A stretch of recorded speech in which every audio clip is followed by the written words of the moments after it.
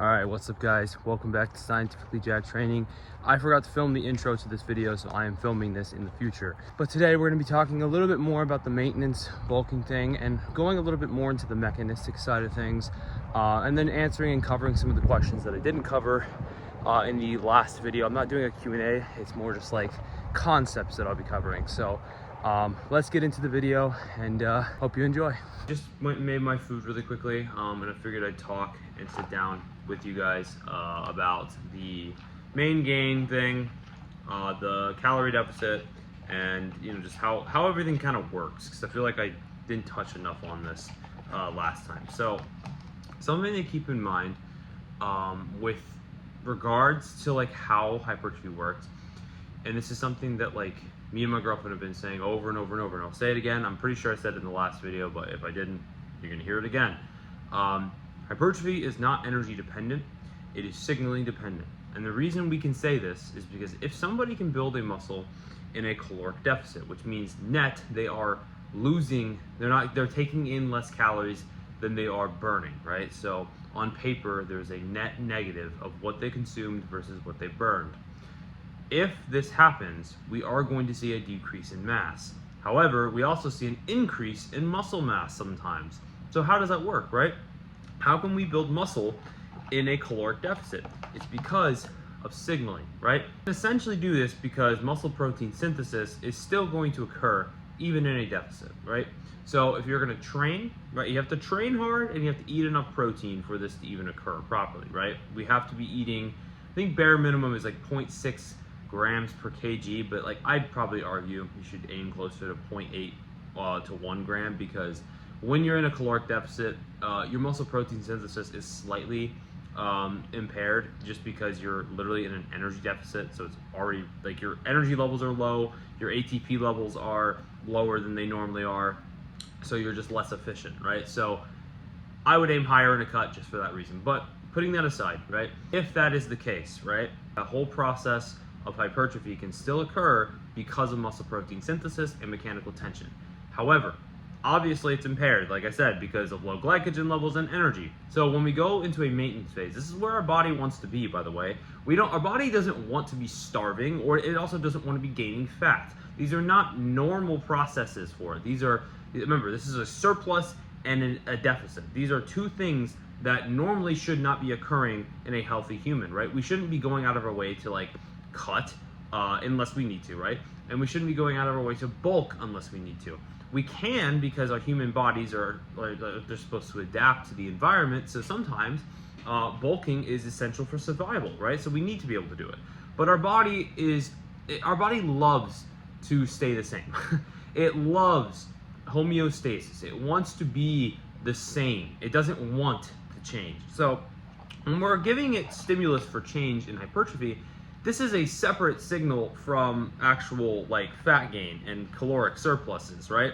This is a signaling game. This is hey, I've eaten protein, hey, I've trained hard, and we need to respond as accordingly. Now, this process can still occur in maintenance. And actually, this is where people get really confused. It's like, okay, how do we build muscle in maintenance? Like we can't just like energy of conservation of mass, we can't like build something out of nothing. Obviously you can't, but we still have our fat stores, guys. People keep forgetting that our fat stores exist, and they're like, okay, well, aren't you going to be theoretically losing body fat and losing weight in this process? Potentially, yes, and that's actually a good sign. That is a sign that you are building muscle, and you utilized your fat store to build that muscle, and then from there, you simply increase your calories. You literally adjust as according, right? Now, I'm going to be real with you. In most cases, like the amount of energy that it's going to take from your fat stores is not going to be so significant that it puts you into like a 1 pound per week situation where you're losing body fat really fast. I'm talking like you'll see maybe your weight like trickle up a little bit and then stagnate, and then maybe it'll start trickling down if you never adjust it. Like you should be seeing very micro changes in your weight for like the weeks at a time. Months at a time might be a different story depending on your training age, but if someone's like me is going to be bulking and cutting or maintaining, I'm going to see maybe 4 pounds, maybe 5 pounds of muscle if I'm lucky in a year. You're not going to see much progress. especially as like a not newbie. So bulking gets people's hopes up because they think, oh, I'm growing, but you're not. You're just getting fat. Maybe you put on 10 pounds of fat and you're lucky you put on 2 pounds of muscle. That's the kind of situation you're working with. It's not you're growing, you're just literally getting fat. I don't know how else to say that. It genuinely is just you getting fat. And people are like, well, I also get stronger in a surplus. Yes, your leverages change as you get fatter. And in some cases, that can help with getting stronger. Mass does move mass to an extent, guys. And I'm not gonna lie, another big thing that's really pissed me off is a lot of coaches are really anti like the Maingaining thing, and none of like a lot of them don't even have reasons. They're just because of anecdotes. And I'm like, wouldn't you want the best for your client? And like in the first place, wouldn't you want to help them the best way possible? And if you could change your approach and maximize their growth even more, wouldn't you want to do it? But I don't know. That's just my opinion. Either ways, I think that's enough yapping about this for now. I'm gonna eat some of this food and then go to the gym and do my leg day. I think it's a quad focused leg day today. Actually, no, it's glute focused. But I'm not doing the stupid hip thrust. I did hip thrust last time. Not a fan of it. We're gonna change some things up. So we're gonna get this food down, pre-workout, and then head out. So I'll see you in a second. All right, so just finished my pre-workout meal, so we're gonna move on to the pre-workout. Obviously, this is the pre-workout I've been using literally every single day. Lithium 2.0 from TheXhemist, my girlfriend's pre-workout company. Everybody asks me like, oh, do you use any other pre-workouts or you just use this one? Like, cause like people genuinely don't think I like this one for some reason. I've gotten people asking me like, am I just using it because my girlfriend uses it? I have other pre-workout from her. Here, let me show you. So this one is very limited stock, but we still have fruit punch flavor. I have literally, I think 20 tubs of this that I could grab one if I wanted. And then there's obviously also the original Lithium 1.0. So no, it's not that I just use this one because I have to, because my girlfriend's company owns it. I just like this one. I literally am a creature of habit. I also have other pre-workouts that I use sometimes. This one is from Vanguard Supplements. What the fuck? This is my non-stim, so I use this every now and then, but I love stim, I can't lie. I also have some stuff from Echovision, so this is Outcast. I also have Dethroner, but I don't know what the fuck it is. Project Mass or Vanguard Supps. And I used to have this one, but low key, I think it's empty. So to answer your question, no, I'm not just using this pre-workout because I have to. And I honestly do have other pre-workouts I love. I'm a very big creature of habit. Like, I don't know if you guys have noticed the past 3 videos I posted, it's been the same meal of oats and protein powder. Like, even on a surplus or a maintenance phase, I'm eating the same things. Like, I'm a big creature of habit. So good. My lip, I'm not healed. I don't know if you can see that, but it's been fucking annoying me, man. It's getting there. It's like 90% of the way there. But yeah, we'll get the pre-workout down. Oh, also, literally forgot it was election day. That's a big bad thing to forget as an adult. So got that to look forward to. Also, I know I'm already gonna get people asking me who I'm voting for, whatever, right? I'm not gonna tell you who I'm voting for, but I will say this. If your entire opinion or your entire reason for voting for someone is because they are a Democrat or they are Republican or whatever party you belong to, or you just vote for somebody because there's a lesser of two evils or whatever, there's something wrong with you. There genuinely might be something wrong with you. That is my consensus at this point. If you're gonna vote for a candidate, have some opinions. If you like Trump, give me reasons why you like him. I'm not gonna tell you not to vote for him, but if you like him, tell me why, right? Give me actual solid reasons. If you like Kamala, give me reasons, right? Like, at the end of the day though, I am not really a big fan of the two-party system, mainly because I think it inherently pits people against each other, and well, what do you know? The entire US fucking hates each other. It's just almost like it doesn't fucking work, but I'm going to be completely blunt in this situation. Do not pick somebody because they are the lesser of two evils. Pick somebody because you actually want that person to succeed. Pick somebody that you 100% have confidence in, whether that is Republican, Democrat, whoever, right? You should be choosing who you think is qualified to run a country, not who the media is telling you, not who your friend is telling you, not who your pastor is telling you. You should be listening to what you think, right? Using your brain, which I know that's really hard because a lot of people, have trouble using their brain. Actually, I feel like it's a mental condition at this point. But like I said, I have no qualms with people on either side who want to vote for one way or vote the other. I have friends who are voting for Trump. I have friends who are voting for Kamala. At the end of the day, pick who you think is going to actually help our country. Don't pick who your mama told you to pick or your dad told you to pick. So that's my opinion. But I do have to go vote today at some point. So that's God, I hate being adult. I hate it and I like it, but either ways, let's get to the gym. I'm tired of yapping, especially about politics. Okay, so we're obviously at the gym. Mentally, I don't feel like I'm all here. It's probably the low carbs. Honestly, I think the fatigue is really starting to catch up, so we'll have to reverse soon. I like up the calories a tiny bit, but right now it's kind of a dreary day. As you guys can see in the background, the clouds are all fucking being cloudy, doing cloud things, whatever clouds do. I don't know. I don't look at their. I did not pay attention in science class for clouds specifically. I just remember cumulus, and then that's it. That's the two clouds I remember. Besides the wispy one, I remember looking at it, but that was about it. Anyways, I don't know why the fuck I'm talking about clouds. Let's go smash this leg day. I actually remembered my mic and my headphones, so this is actually gonna be a decent session. But yeah, let's get to it. So we're gonna be starting with the leg extension. We're literally just gonna do one set. It's gonna be kind of a feeder into my leg press, but I want to make sure my knees are warm. So like I said, only one set here. We're not gonna spend too much time doing this, so let's get into it.